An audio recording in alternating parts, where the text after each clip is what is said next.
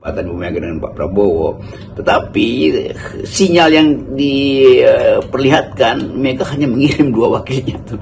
Jadi ada sesuatu yang masih digantung oleh Mega, yaitu apakah Megawati akan dapat diandalkan oleh Prabowo untuk menjaga keseimbangan politik di parlemen.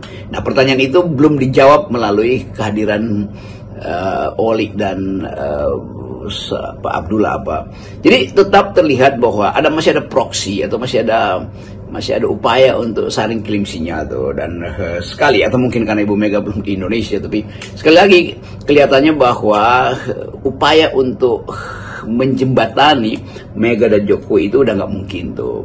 Nah, kalau itu sekarang tinggal kita coba membaca apakah Prabowo setelah ulang tahun Gerindra, setelah dinyatakan sebagai atau menyatakan diri sebagai calon presiden 2009, akan bikin bukan sekedar call to call, tapi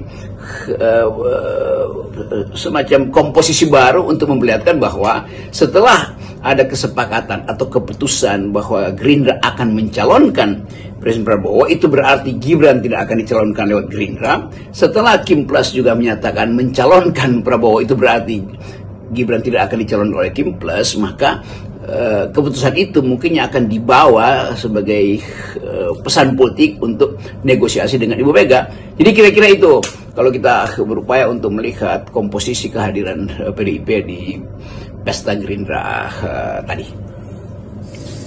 Nah, selain memuji Jokowi, Pak Prabowo juga secara khusus itu memuji itu juga Ibu Megawati ya. Padahal Bu Megawati tidak hadir, tapi ada 2 petinggi PDIP yang hadir, yakni Oli Dondo Kambe dan Said Abdullah. Bagaimana kita membacanya Pak Prabowo memainkan kartu-kartu kedua tokoh yang sedang berseteru ini?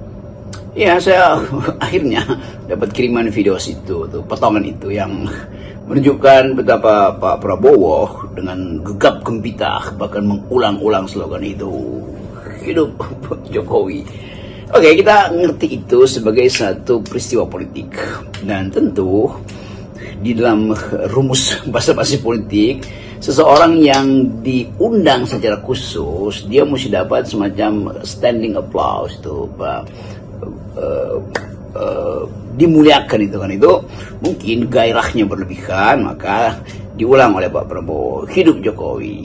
Ya, tetapi kemudian kita coba bandingkan dengan fakta bahwa proyek-proyek Jokowi dibatalkan oleh Prabowo. Jadi kita lihat itu sebagai psychological balancing gitu kan, menyeimbangkan psikologi, karena tentu Pak Prabowo mengerti bahwa Pak Jokowi akhirnya harus dibuat mengerti bahwa, ini 2 kali kalimat yang mirip ya, bahwa anggaran tidak cukup.